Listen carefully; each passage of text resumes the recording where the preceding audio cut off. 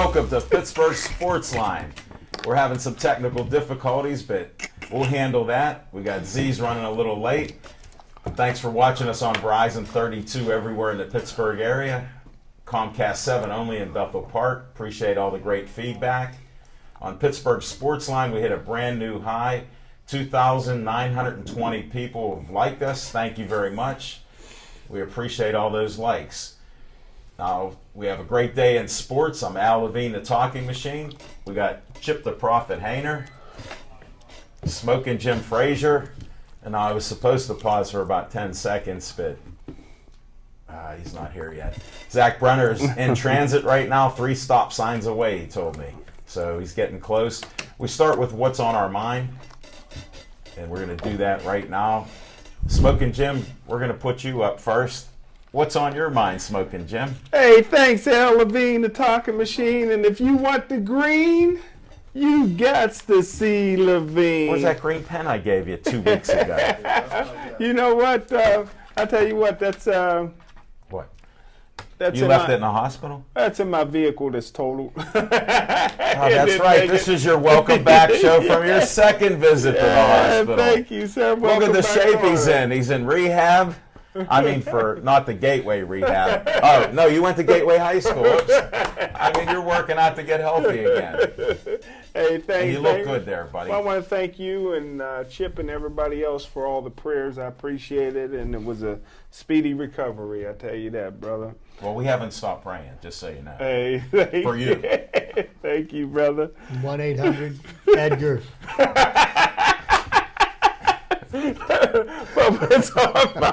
But what's on my mind right now, you know, everybody can sing it, but I can bring it, brother. And I put my money where my mouth is, and took a little heat last night from a good friend of mine and an excellent sports mind, and a guy that's probably going to be national on the ESPN or one of those is Tom Plungin. He took me to task because I've already placed my bet on San Antonio to beat the Miami Heat. And I'll tell you why. You know, first of all, I'm a little sick and tired of everybody comparing. I don't compare great players. If you're great, you're great. But I'm a little sick and tired of everybody comparing LeBron James to Larry Bird. First of all, Larry Bird was the greatest outside shooting player in NBA history. Larry Bird has scored. Larry Bird won every three-point contest he ever entered, and he beat guys like Reggie Miller and Steve Kerr, guys who could actually shoot the ball outside. And Larry Bird would not have passed the ball to Bosh. You know, I think LeBron James still doesn't want the ball in the last 2 minutes of the game. That's a big difference.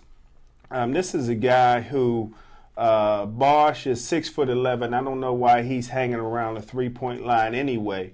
He should be under the hoop. But you only needed 2 points to tie the game, to go in overtime. And LeBron, the King James, couldn't wait to dish it out. And also, he's getting a lot of accolades for winning a lot of championships. I don't think that he should be compared to Larry Bird, even though they're both great forwards. I think he should be more compared to Dr. J, another great player.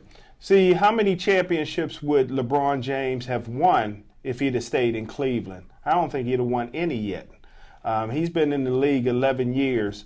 Dr. J was stuck with the inferior team with the Philadelphia 76ers, and he couldn't just get up and run away the way LeBron James did. So I'm picking San Antonio to beat the overrated Miami Heat in 5, but I'll take it in 7.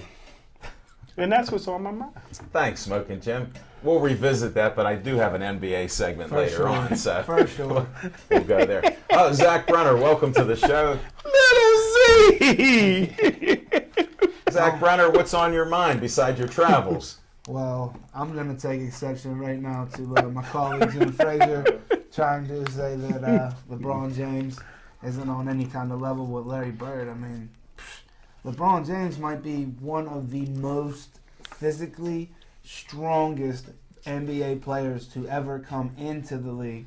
And that says a lot when you think about some of the players and specimens that have played in the NBA over the years. But my thing about LeBron James is, yes, he may not have won any championships in Cleveland, but he went down, paired up with Bosh, paired up with Dwayne Wade. There was nothing against it, And here we are right now looking at a potential three-peat. So I think San Antonio got a lot of work cut out for themselves because they still got to deal with the king and the knees that are left with Wade. And yes, Bosh does occasionally stay to float out to the outside the key, but that's because he only weighs like 150 pounds at 7'3". What do you want the guy to do? He flies like a gazelle. But he plays with a lot of emotion and passion, and that's what you need to be successful in this league. And hey, I'm not a hater, but I'm going to tell you folks this: even if it goes to 7 games, the Miami Heat are going to three-peat. It's not plugged in. Thanks, Zach Brenner. We'll be visiting that. I think the great debate will start on that one. This panel looks about evenly split on it, but we'll cover that later. Chip the Prophet Hainer, what's on your mind? Thank you, Alan. What's on my mind? Quite a number of different things happen to be on my mind. One is disturbing me more than the rest, but, there's the resurgence of the Pittsburgh Pirates. That's somewhat on my mind. Also, the NHL Stanley Cup Finals start tomorrow night, and something could possibly happen in the finals this year. If the Los Angeles Kings are to take it to 7 games and win in 7 games, I think they will be the first team to ever win all 4 playoff series in 7 games. They won 3 Game 7s on the road so far this playoff series, so I'm going to put my marker on the Los Angeles Kings to take down the Rangers. But the thing that's on my mind that upsets me more than anything else, and we've been hearing all kinds of rumblings from the NFL lately because, the Steelers are, they're into their OTAs, and you're hearing about suspensions being handed down by the Lord Almighty, Roger Goodell. People are being suspended for recreational drug use. They're being suspended for performance-enhancing drug use. They're all different kinds of things are going on, but the thing that upsets me the most is the situation that's going on in Baltimore right now. And that would have to do with a young man named Ray Rice. Now, here is a man who knocked his now wife, at the time his girlfriend, knocked her as cold as you could knock somebody out. There's actually video of him beating her in the elevator. But, this is evidence that will never see the light of day in a courtroom, so, they can't file charges against him legally. And because he was able to coerce this young lady into marrying him, she cannot now testify against him because she's his wife. Don't hate the player. So this is where I take task with Roger Goodell because, here we're suspending players for, the NFL SAC champion last year. He gets suspended for using fertility drugs, okay? But yet here's a guy that beats the snot out of his girlfriend, and he's going to be allowed to play this year. Where is the suspension? Ben Roethlisberger a few years back in Milledgeville, something happened in Milledgeville. We don't know what happened. No charges were ever brought up, but he was suspended for 6 games with no evidence whatsoever. There's video evidence of something went on, and this man beat his wife. Then he came out on a press conference and stuck his foot in it even better. So, how is this guy not suspended from the league? And I don't think a 6-game suspension is even adequate enough. They should suspend him for a year. Actually, what they should do is throw him out of the league. Because if this is the kind of person you want representing your team, your city, or the NFL, then there's something seriously wrong with what's going on in the NFL. Roger Goodell needs to step up and do something about it. But that's what's on my mind. Good point. He geared up for 2 weeks for that one. Yes, sir. Yeah, he did. Great job, Chipper. I got a few things on my mind, but I wanted to pull something out from the past, so I'm going to go into the horse racing mode. There's an old-time hat from the 80s. Why don't I have one of those? Because this is the last. I was cleaning up some of my son's stuff, I'll put that in. All right. Ain't many snaps left. No, buddy, that baby got back. Marianne and the Zazu hair fit in that. Marianne from Azazu, thanks for the cut last week. That looks Yep. good too, brother. Got the hat on. This was the Levine stable there. Harness horsing. But I'm not talking harness horsing. There's a horse, California Chrome. I don't condone betting, but just a friendly bet among you. We'll have a Triple Crown winner for the first time since 1977 when Seattle Slew won it. I thought Affirmed won it in '78. You might be right. could You be might be right. I might have. I was too excited here because they're all comparing. They're comparing this California Chrome to Secretariat. He was the best horse I ever saw. There's no comparison. He was big red. The competition was better. You don't have that type of competition right now. Smoking Jim, don't bet your house on it. But this horse isn't going to pay that much to win. So you might want to Exactly. do some That's exotic bets. Yep. Exotic bets are your trifecta with that horse on top with them. This will get a little sophisticated here. But if you have 7 horses, 8 horses, whatever it may be, you bet him on top with the field. It'll cost you a few bucks, so you need a long shot or 2 to come in. Then you can look at Quinellas and Exactas and maybe some of the other exotic bets, pick sixes. So study your program. Go check it out. The Meadows is actually going to have a racing card at 11:25 in the morning. They're starting harness horse racing. So it'll be an exciting day out there on Saturday. Now the only problem is Smoking Jim and I are announcing a historic event. So that's why I brought the hat out. I would have been excited to have a Pittsburgh sports line go to the Meadows on a Saturday. That'd have been nice. So, but we can't do it. California Chrome, don't bet the house. Have a couple fun bets like we do. I'm with California Chrome. And that's it for the Levine Racing Stable. Now let's revisit what's on your mind. I know there's some Miami and Spurs stuff Well, I going just on. want to correct little Z. I'm not saying I don't like to compare greats. Larry Bird was a great. LeBron James is great.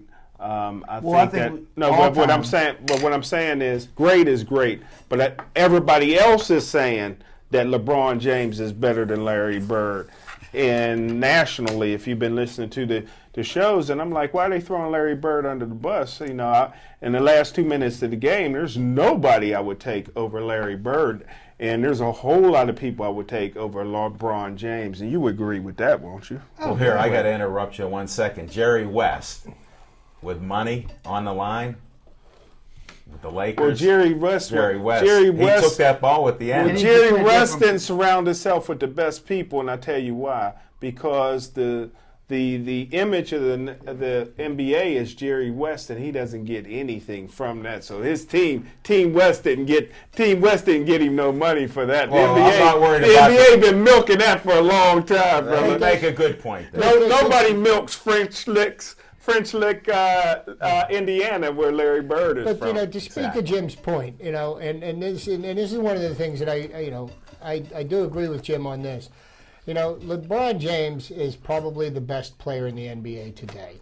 But to say that he is the greatest of all time, when his career is over, we'll see how he stacks up against the greatest of all time. You don't talk about being the greatest, and that's something that other people do for you. And that's one of the problems that I have with LeBron, is that you're in the midst of doing it. Let your actions speak. And let the history writers determine, And who let your ultimately stats. will be the best. Yeah. Because you want to know something, if you want to talk about the greatest player ever in the NBA, and of all of them, if you look at just championships, nobody even comes close to Bill Russell. Well, being that all you guys are darker than me, but being a black guy, I think I'm a little qualified to talk about. Oh, this that doesn't NBA. qualify. Flag on the play. Wait a But second. all I'm saying is White this. flag on the play. All I'm saying is this: if you're going by championships, Yeah. quite naturally, Bill Russell's the greatest, but the greatest of all time is Wilt Chamberlain. It's never going to be I a was player gonna like say him Wilt or is greater still- than him. But the reason that the only thing I have against LeBron James is guys could have done this a long time ago. Dr. J was as great as any player, was as unstoppable as any player. If you go back to some of his ABA films that was lost, when Connie Hawkins and those guys David dominated. Thompson. Yeah, David Thompson. I saw him play in Pittsburgh. Yeah, but those guys back then, it's almost like in football. You had, wherever team drafted you, you died on that team. They owned you. LeBron James, in the prime of his career, was able to put himself in an all-star, an Olympic situation and win championships. If he had done that, Michael Jordan did it in Chicago. If he had done that in Cleveland, then you can give him the title of King But James. you could also say this. I would even say this, and since you just brought up the name of the best, number 23, Michael Jordan, I can't think of anybody in my generation or my era that it was as clutch as Michael Jordan was. And Happy 30th birthday. Thanks.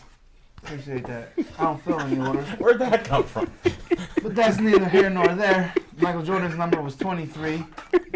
And that's what LeBron James came into the league wearing number 23. But to get back to my point about Michael Jordan being the greatest, you can't claim the greatest until you're done anyway. So LeBron James is a great.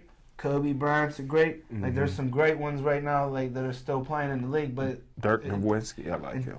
until you're done and your career is over, it's really, too soon to call anybody the great, LeBron James, you can't deny the physical package. Like, that man could play rugby, he could play soccer, he could play football, believe me. Yeah. He could play any sport that he decided that he wanted to play, but he chose basketball, and boy, he's dominant. To kind of tie this up with a bow, and I do have to side with Jim on this one. I do like San Antonio over Miami this year, and I simply because of the simple fact that San Antonio let Miami off the hook last year, and they had them on the ropes, and Miami fought back, and they won the championship legitimately. And I think that San Antonio now has a score to settle with them, and I would love to see Tim Duncan wrap up his career with his 5th championship. Hey, it makes for great TV movies and even in life.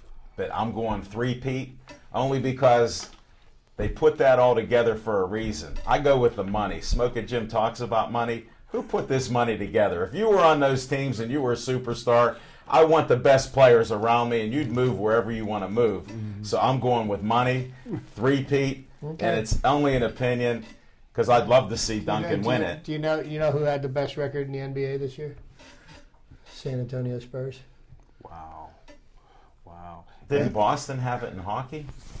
Yeah, they did. Nothing. It means nothing. And they took a powder the same way the Penguins did. I know, and I didn't want to bring up hockey, but in sports, I'd rather be hot at the right time.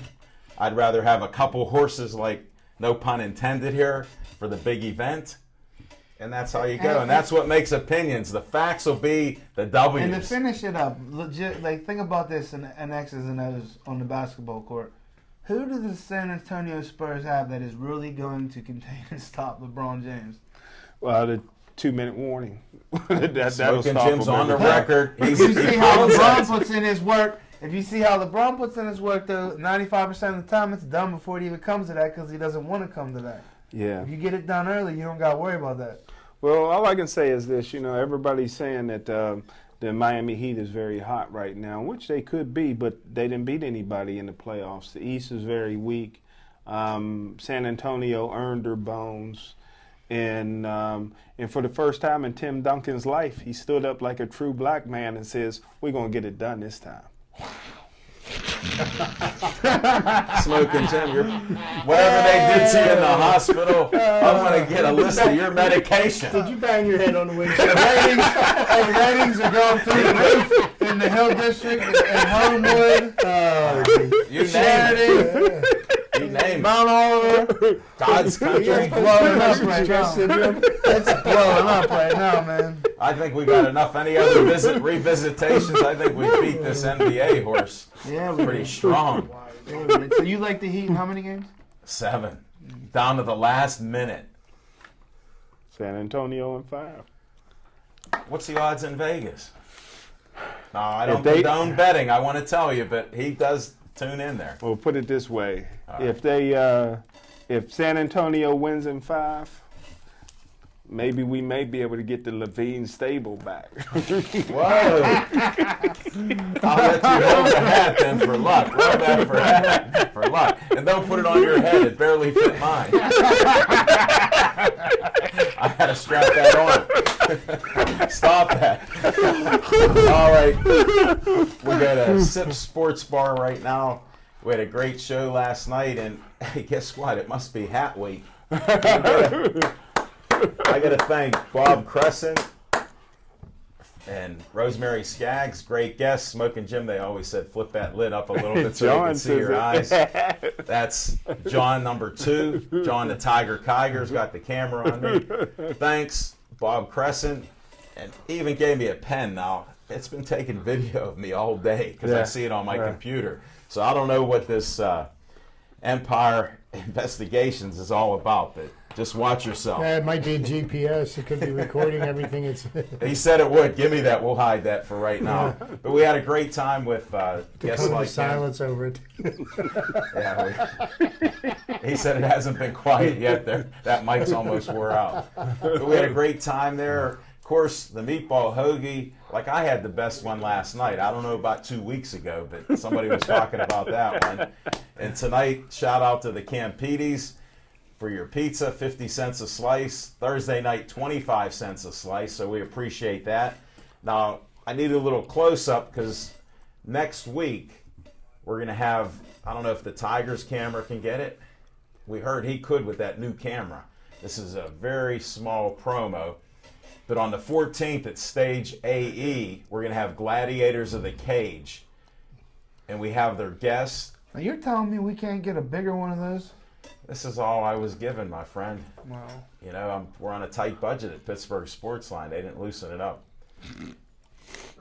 Yeah, keep shaking it so that it looks blurry. Look, When you shake it, it brings out the impact of the fights. that was it. So The we're going to have intensity. Dan Bogan is one of our guests, the Dreadlock announcer. A new member of their team is, you'll like this, Smoking Jim, Alicia Rector. She's not with Best Buy. And Zach Brenner's one of her favorite fans. She'll be on Monday Night Show next week. Whoa. She's one of my favorite fans, too. Well, I'm just talking about her, buddy. It's Don't just because put- you turned don't hype 30. her It's not up. all about you Don't anymore. hype her all up. You're She's an one of my adult now. biggest fans, too. You're an adult now. You're 30 years old. That 29-year-old's gone. History. Well, So- I'll feel stronger. We'll see y'all at Sip Sports Bar. A lot of great guests there coming in. And thanks for coming out there. Check out their food specials, their weekend specials, and we'll see you then. Now we're going to go to one of my favorite segments. I don't know if my man's ready there after he bumped his head and body and whatever else he did in that vehicle that's totaled now. I don't know. Do you even got a new vehicle yet? Or are you renting something? Well, you know, I had more than one car. So. And Well, you should have a rental and car. Wilkinsburg, for $50, you could buy something. Yeah, so you sure you didn't take a jitney?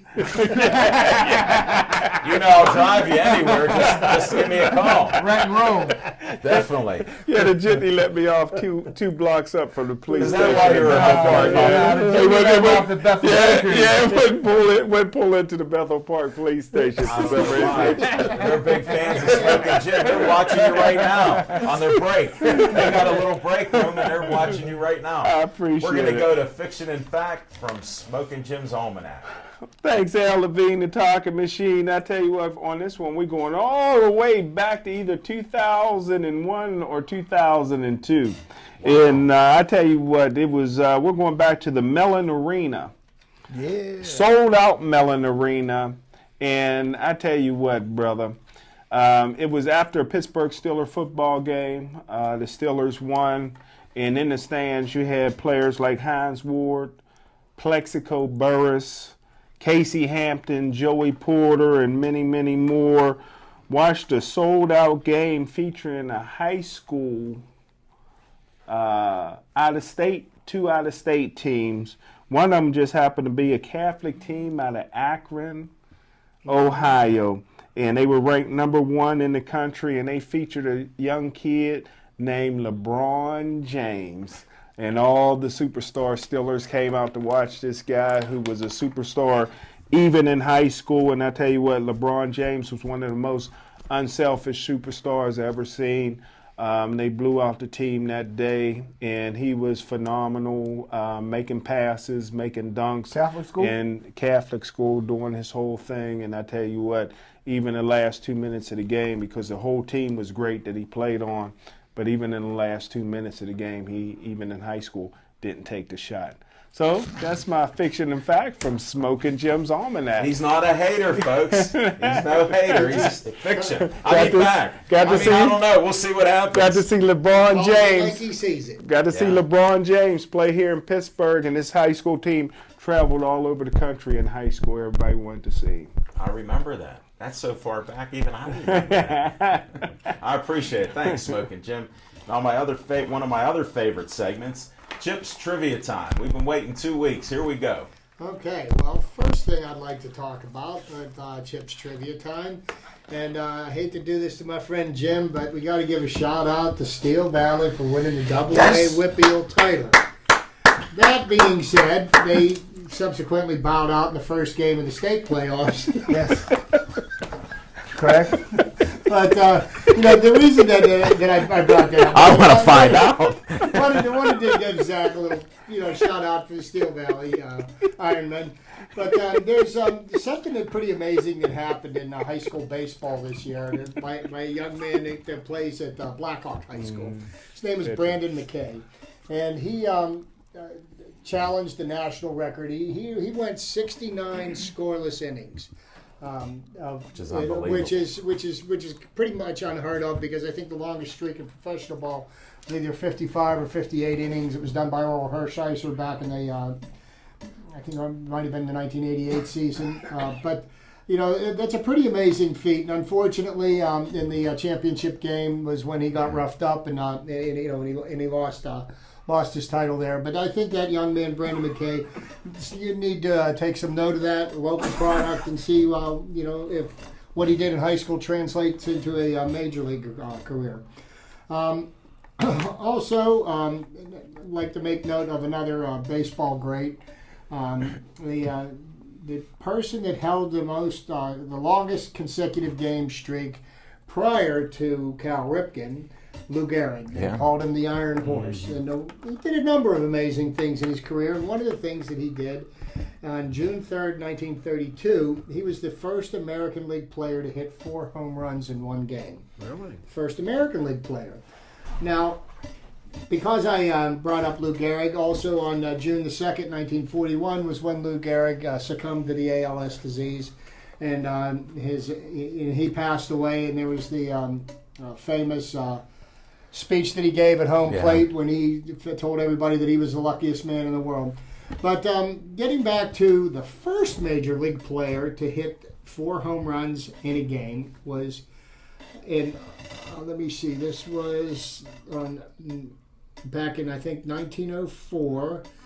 He played for the Boston Beaneaters. Guy's name was Robert Rowe. He hit 4 home runs his first 4 times up in a single to set a major league record of 17 total bases. Okay, so that was a pretty impressive streak. And then I did a little bit more digging, and I dug up some facts about the 14th man to hit 4 home runs in a game. Somebody of very little note and very little distinction, other than the fact of this accomplishment that he had on May the 23rd, 2002. And I thought it was kind of funny that they said the L.A. Dodgers slugger Sean Green became the 14th man to hit 4 home runs. He set a major league record with 19 total bases. He hit 4 home runs in his first 4 at-bats. How they pitched to him 2 more times, I have no idea. He ended up going 6 for 6. He had 4 home runs, 2 singles, 7 RBIs. He had his career day in one day, and nobody ever heard from him since. That's a real one-hit wonder, like in music. What a slugger. Yeah, what a slugger, what a Hall of Famer. But, I mean, he did something of the 14th man in Major League history. We took us to 2002 to get the 14th person to hit 4 home runs in a game. And he was a Dodger. How about that? Kind of begs the question. How did that happen? After you've hit home runs in your first 2 at-bats, why are you not being intentionally walked? Okay, so you hit your home run in your 3rd at-bat. okay, then why do you get pitched to in your fourth at bat? Why would you do that? It just doesn't make. They any didn't sense believe to he me. could do it again? Well, yeah, what? I He guess hadn't they proved were it? wrong. Back in 2000, the first time in baseball history, there were 6 Grand Slams in a single day.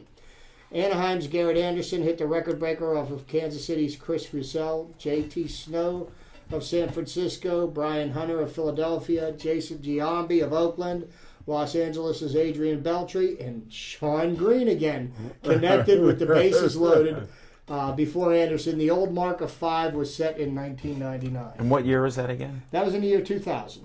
I think they were juicing then at that time. A little bit, you think? I know, because some of those names, they were 1 year and 2 years. That was it. And I'm sure we're going to get into some pirate talk in a little bit. But, you know, Yeah. the last statistic I stumbled across, it just struck my eye because I think, you know, with the resurgence of the Pirates, and one of the people that I think needs to get better at his craft is Starling Marte.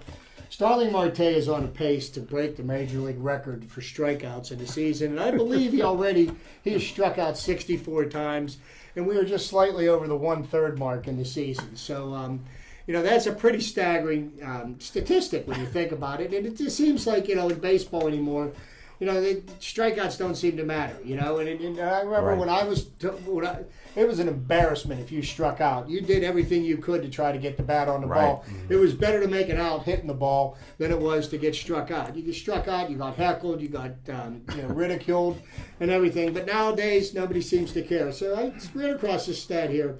A guy named Joe Sewell of the New York Yankees struck out for the first time this season during a 3-0 win over Cleveland.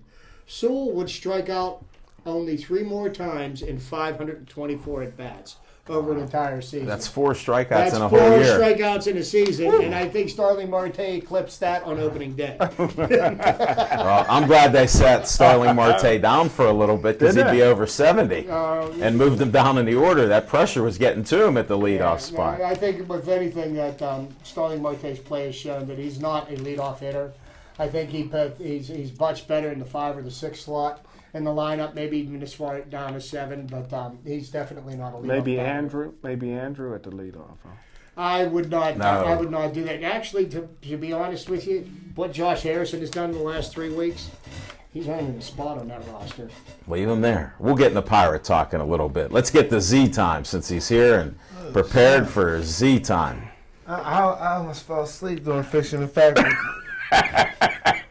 I'm just gathering myself. I'm glad the Steel Valley stat come out. Well, the Steel Valley woke me up a little bit, but you'll have that when you work hard and you sit still. One day, Jim Frazier will know that thrill when you work hard and you sit still and you fall asleep. Or you'll just get dementia, Alzheimer's or something, and you get the shakes. But that's neither here nor there. Dr. Z. Dr. Z just come out.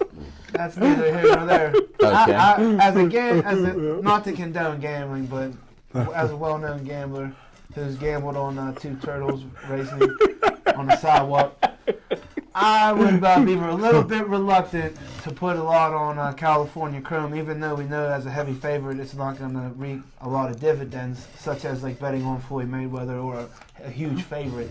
Doesn't pay you much, and you got to pay way more to win, and you're going to pay out more if you lose. But No, you pay the same if you lose in a horse race. You bet $10 for all you people that might want to speculate. $10 bet still costs you $10. Oh, really? Yeah. Well, there's juice in Unless you everything make- else. No, there's no $10 juice at the $100 track. bet. Oh, that for all these guys that do this illegal betting, you go to a horse track, there's no juice on there. The state gets their cut out of the purse. You do parimutuel betting. It's a little educational segment here. Perfect. Parimutuel betting is everybody in the stands bets. That determines the odds. The state takes their cut before they pay out. So it could be 20%, 30%. They're taking off the top. There's no juice. You bet $10 at the track like I showed you last year on your birthday, and you get $35 back. They didn't take $3 off. They didn't take $5 off. You got $35. Then when you hit that trifecta, exacta, and everything else you hit, you won the money straight up. No juice. You bet 10, that's all you get. You might only win $2 on that 10 now, or maybe you win 60 cents. But to me, that's still winning. Well, that's And what I it went to is. Still Valley, and I didn't have to go to Gateway to figure that math out. That's still in the positive. Hey, you must have saw right after Z time that it was Derby time, so we'll just wrap that Derby up. Yeah, well, I'll segue right into the Derby at a Z time. But like I said, I'm a little bit hesitant because in my lifetime, since the last Triple Crown winner was in 1978, it's been a long time since it's been done. So that's a long time, and Smoking Jim's counting on his fingers. But 36 years. I'm a little bit skeptical that California Chrome can get it done. I hope it every year. I go into it rooting for somebody to get it done, but it's just one of those things. It's hard to do, and I would probably go with somebody else if I had to put my money on it. But don't listen to me, folks. You could gamble for yourself. Whoa. Good So catch. a question I have for you, Alan. Okay. Now, the Belmont, that's what's being run this Yeah, weekend. Belmont Stakes. This is the longest of the 3 Triple Crown races? Yes. Okay. That's, do you think California Chrome has the legs to last it out? I mean, at the shorter distance. Here's the thing. Some of the breeding in the horses, it determines it a little bit. Just like he's allowed to have his breathing nose strip there. Yeah, I To bet. me, it doesn't really matter that much. But if it does help you to breathe a little bit, that could give you that one stride at the end. And you have a jockey there that knows Who got this the nose horse. strip? The jockey or the horse. horse? Both. Well, Both. here's the question I have. because No, it's a good question. I haven't paid attention to the races, and where California Chrome finished in the in the Derby and also in the Preakness. I mean, where was the rest of the field in relationship to he That- was when he crossed the wire? Was He didn't people- crush it like Secretariat did, to Okay. give you a little feel for it. There were other horses that were closing, but then it's a tactical race. Sure. Now, you have some of these speed horses that like to go out to the front end. Like Smokin' Jim was a sprinter. He'd go to the front end and put it all out. Well, in a long race like this, it's more tactical. It's the rare horse that can go the distance in the Belmont Wire to wire, Stakes. right. It's hard. That's a superstar, So one of the you're best. saying the jockey's going to come more into play in this He race does more than in ever. this race a little bit more. And then the other jockeys don't want this horse to win. So you'll see other things like in car racing. Right. Cutting So off. you don't want to again. You commit your horse to his final sprint too soon because Exactly. if he then he's got no kick left. And that's why this will be fun to watch for all of you not betting also. Because you'll see where they'll move their horses in and out. Because, of course, if you go by the rail, that's the shortest distance. If you're outside, of course, it's a little longer. Well, don't they draw? Yeah, they draw, but your position? post position's only good for the start. Yeah. Okay. Once they go that first eighth of a mile, quarter of a mile, look out. You got to start making moves and plan your strategy. That's why I would have loved to have gone out there, seen some harness horse racing, and then saw this big race at the end. You'll see the tactics when you watch the race now for listening to this. You'll see, the number, and you'll go look at California Chrome. Where is he? Maybe he's lost in the middle of the pack. And If then he you'll gets see him. if he gets boxed in, that could affect the outcome of the race because And then- he won't be able to run his race. And then your jockey, seeing that he's boxed in a little bit, may have to take him back a little. A lot of horses don't come back right away. Luckily, this is a longer race, and some of these horses are more a closer type. Your best horse is very usable. It's like a car. You press the gas and he goes. Not all horses can do that. Right. California Chrome looks like he can do it. So, It'd be interesting to see. I'd love to see it. After the last and you are right about 78. 10 Yeah. years, 10 years or so. Affirm? There's been a number Yeah. of horses that have won 2 of 3. And unfortunately, somebody Barbaro. lost the Derby, but won the next 2. Right.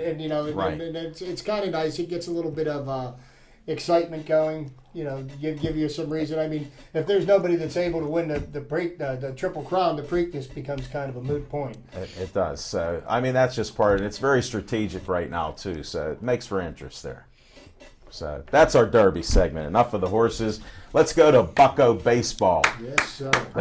They just took some games from L.A. They're looking good on the West Coast. I couldn't fall asleep last night, Chip. Oh, you geez! So- Neither could anybody else. The game was 4 hours and 4 minutes, and that was a 9-inning game. It was one of the longest 9. And I stayed up for the whole game. Unfortunately, I got 4 hours and 4 minutes of solid sleep because This is at 4 hours and 4. I got to get up at 4:30 in the morning. But the Pirates batted the ball around very, very well last night. 16 hits.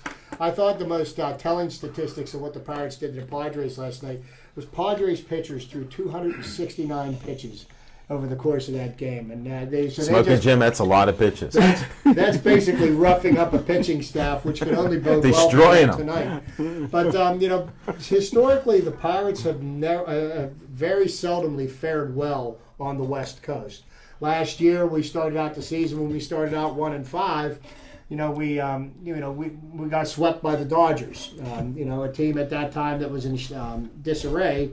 And this time we go out to LA and everybody's looking at the four pitchers that are lined up against the Pirates.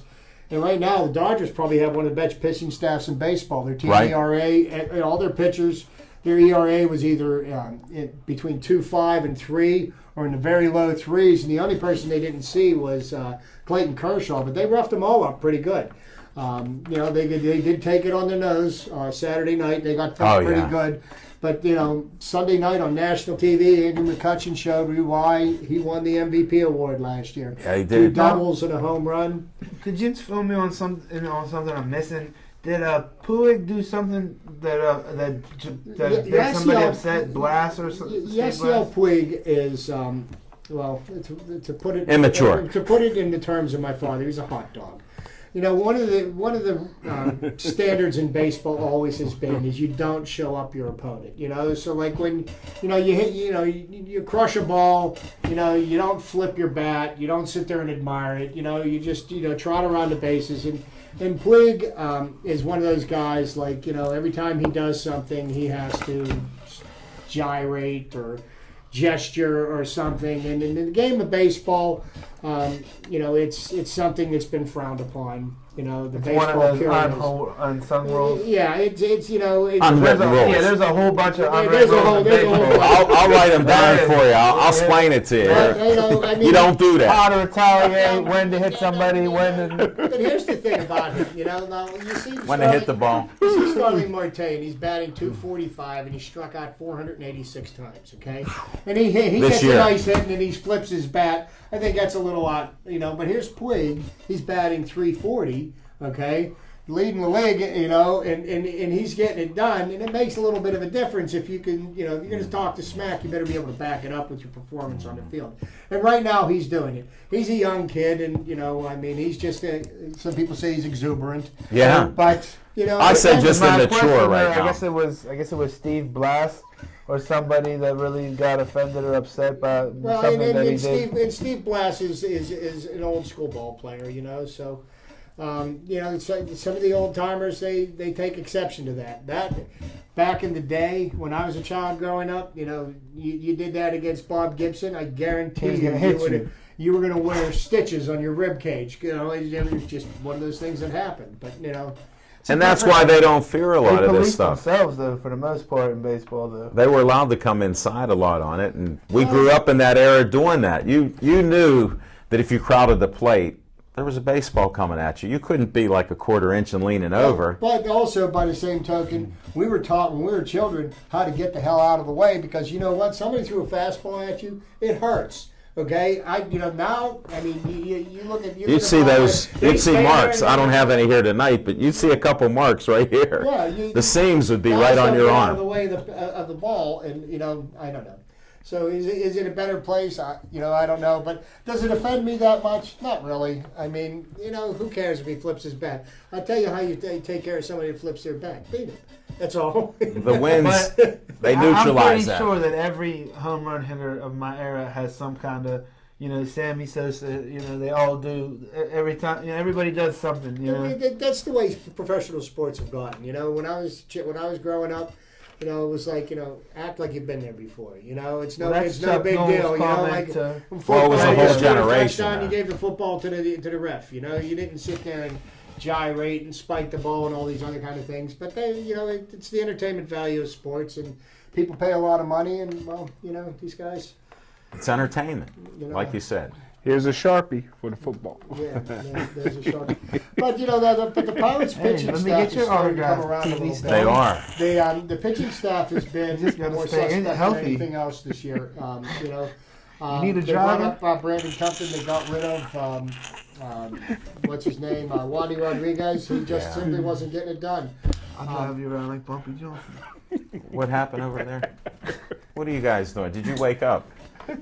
Here, go look at your photos that Uncle Jack gave you, and then But, we'll have another He's segment. calling me Nicky Barnes over here. Right now, Frank the Lucas. Pirates Sport Club over the last 3 weeks has been Josh Harrison. Ah, you got to enjoy the enthusiasm. Ever since they put him in at the top of the Here, lineup, look at photos they, in the they sandbox. have they have done very, very well. Josh Harrison has generally been a very good role player.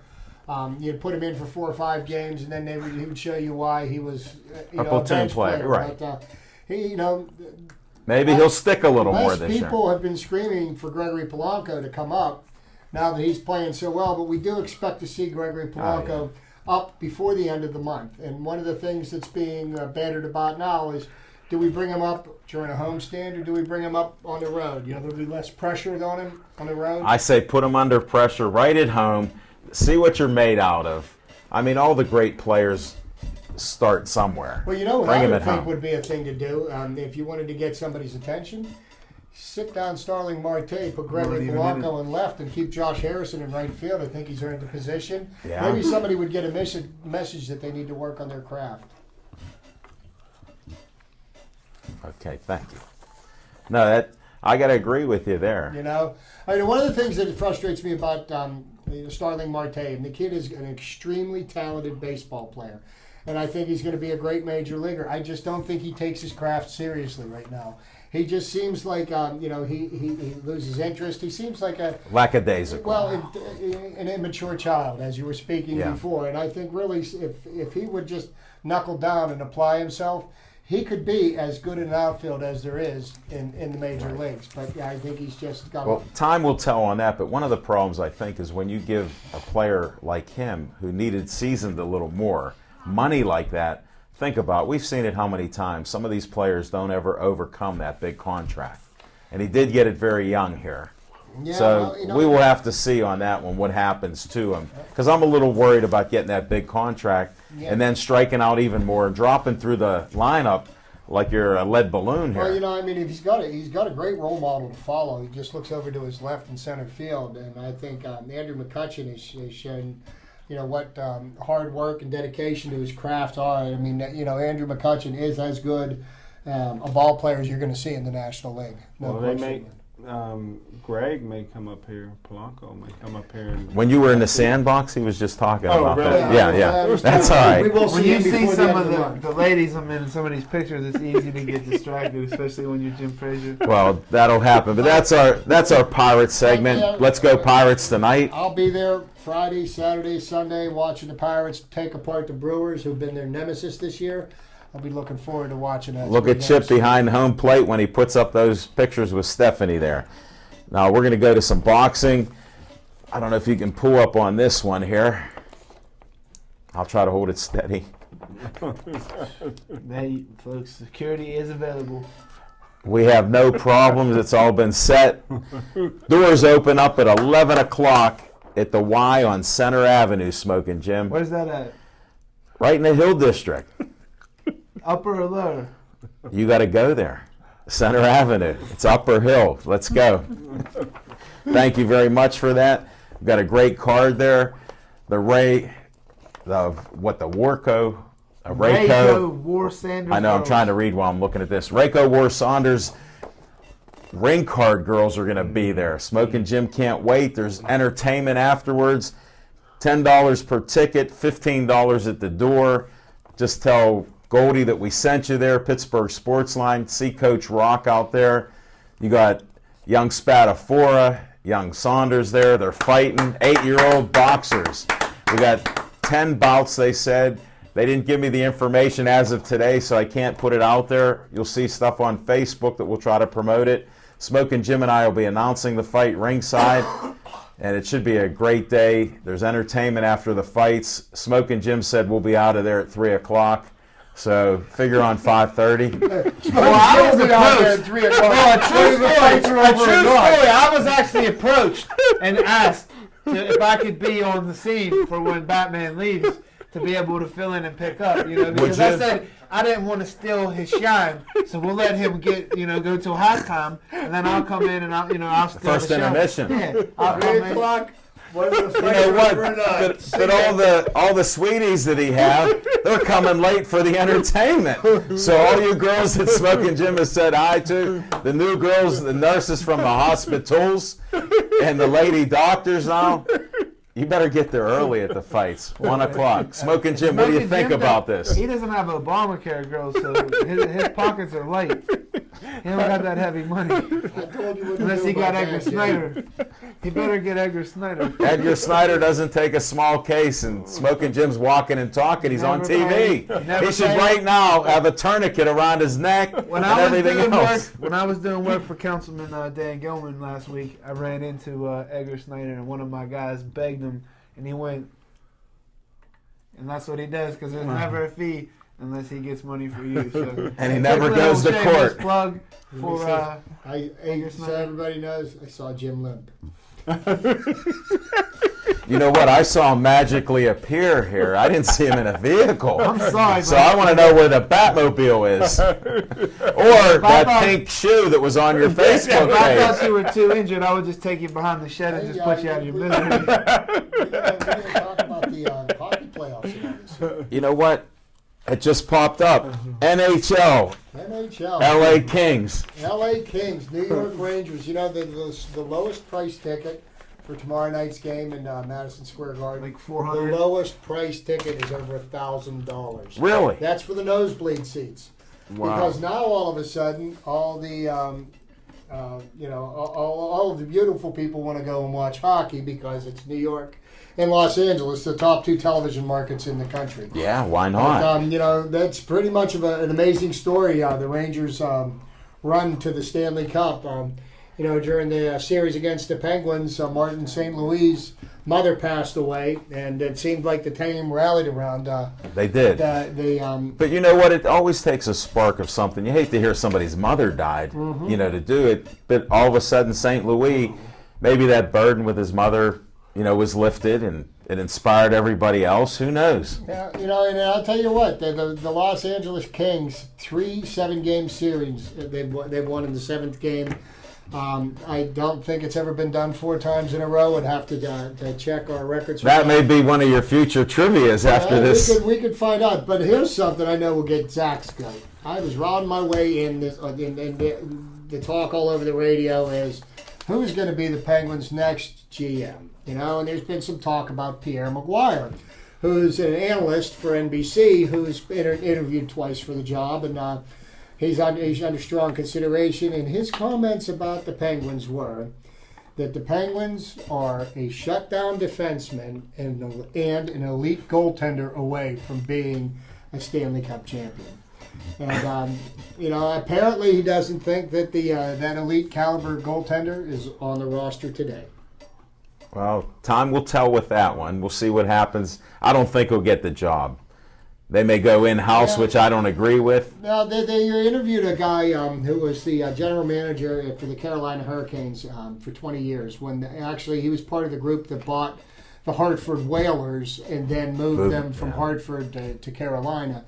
He does have a Stanley Cup on his resume, but this is dragging on, and I think really what the Penguins need to do is they need to make a decision and what kind of team we're gonna. They need to either get a GM in, or they're going to keep the coach, or they're going to fire the coach. What kind of player, what kind of team are they going to try to build? They've got cap issues. Their draft is coming up. They need to make a move. They're playing around, and I'm sure. Well, I think the Penguins fans are very frustrated. the ownership knows, and they're the ones guiding this ship. That's the problem. That's why you don't see a lot of the things out there that we want to hear and make those movements. Who knows what they're doing? And I mean, and the thing is, is Dan Biles not going to be the coach next year? Everybody felt that he should get fired, but he is a very good hockey coach. Yeah. But what really makes a good coach is their adaptability, and I think that's one of Dan Biles' most weakest suits. Yes, is his ability to adapt on the fly, and unless he can make some changes in that venue, I don't know if he's the man for this team. Well, I think his expiration date is well past overdue and expired. It just happens that way. I like him. He seems like a great person. I don't like his interviews that much, but him and Tomlin went to the same school of how you give an interview. No, Dan So- Miles doesn't answer questions. Mike Tomlin attacks the people that ask questions. He's aggressive. He's aggressive? Slightly. I'd be going in there with Kevlar on, just saying. Against who? Against who? Against Tomlin when you go to his interviews. He just absolutely... But he's player friendly, Zach. That's a nice thing about him. He always says the right things. He does. I didn't hear the I standard. never saw a coach give more praise to the other team before the game than he does they for his all own do. players and his own team. They all do Check that. the record. Check the record. The record doesn't lie, William. Even your man Belichick does that. the So record what? doesn't lie. He does the same thing. They all do that. They're trained. He's underqualified. So you think Johnny Football's going to make it rain in Cleveland? He's going to make something happen in Cleveland. He's going to give them a little bit of excitement that they haven't had for a long time. Their Since Skittle Jim sales Brown are was up around. and beer sales are off the charts right now. And if my memory serves me correctly, if it's brown, flush it down. And we're going to be winding this show down here. We only got a few minutes left. Zach, you got a few seconds here to put anything out there, or did you nod off again? No, I didn't know it all. I like a little controversy. Hey, listen, folks. I'm going to tell you a little story here. We're playing cornhole for my birthday at my birthday party, and I pick Al Levine, the talking machine, and he dang near throws out his arm, and he's in pain as we're going on in the game. And it was, Hold it, wait a second. Who gutted it out and brought the tie? I got it tied Who up doesn't too. give me a pregame scouting report on their arms? Never mind. An old injury. Come on. Old injury. Look at it. I got Hey, the. you would have cleaned up if you would have bet against us on that. Knowing that his injury. All right, enough of that. Smoking Jim, what's going on here? I can't take it anymore. Well, I encourage everybody to come out. There's we'd all talked about the emergence of boxing here in the city of Pittsburgh. Come on out, 1 o'clock to 4 o'clock. The brand new YMCA doing a lot of good things for young people on the Hill, bringing boxers in from all over the country. Also going to have some great local talent fighting. And I tell you what, if the turnout is good, if the crowd is good, we're going to do it again in August. And the one unique thing about this is 30%. 30% goes right back to the community. How So much? Maybe 30%. maybe the business Where does people the other take a lead. 70% go? General studies. No, you got to get back to No arguments. We'll figure that out after the fight. We'll try. Chip, what do you got on your mind at the end? Sunday morning, my wife and I will be participating in the March for Babies. That's a walk for the March of Dimes. Hainer team. We are collecting money for the Hainer's Angels team. There is a link on my Facebook page if you're interested in donating. We do this walk every year, and then they give us vouchers for tickets for the Pirate game. So I'll be seeing all 3 games of the series this weekend, and Nice. looking forward to it. But it's a worthy cause, and something my wife and I believe in, and what's going on for me this weekend. Nice. Well, I'll be with Smoking Jim. We'll be doing that boxing. I wish I could watch the horse racing. Maybe we can. Maybe. Because after that, then I want to announce we're going to be partnering up with Jessica Lee. She's taking her show on the road. We're going to be at Enigma on 7 on June 26th. We'll be doing a Pittsburgh Sportsline show. You need a close up there with just that's perfect there. Did they make the terms of did they call my agent? Am I signed on? I for that? negotiated that, and you have nothing to fear but fear itself. And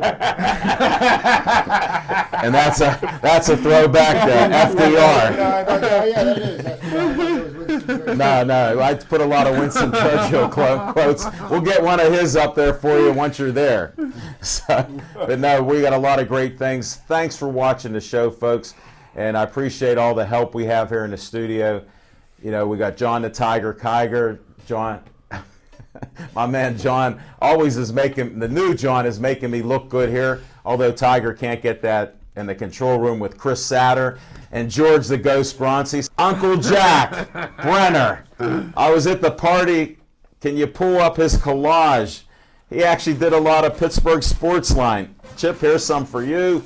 Here's another collage. We're going to shrink this down. I can't believe I got to go another 20 Look at seconds. some of those girls, Chief. Unbelievable. Check out these last photos, and the best is Happy 3-0 the last to me. 30th birthday. Good night, folks. Let's go, Buccos. Buccos.